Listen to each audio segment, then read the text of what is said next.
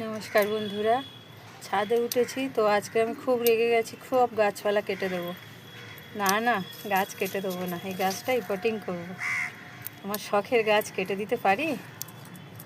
তো আজকের এই কারি পাতা গাছটা আমি একটু রিপোর্টিং করব।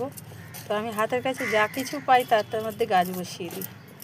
এটা একটা 10 কিলো চালের ব্যাগ ঘরে ছিল, তো ওর মধ্যে কারি পাতা গাছটা বসিয়ে রেখেছিলাম।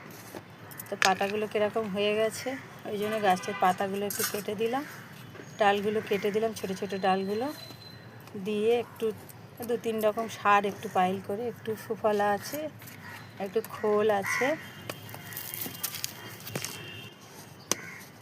একটু ইউরিয়া আছে, অল্প একটু ইউরিয়া দিলাম, পাতাগুলো চকচকে হবে।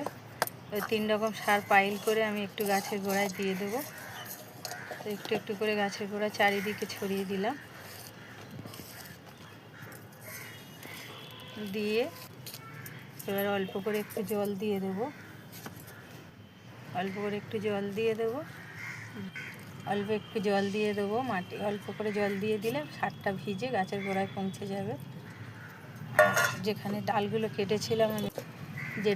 কেটেছিলাম ওখানে একটু অ্যালোভেরা লাগিয়ে দেবো, দিয়ে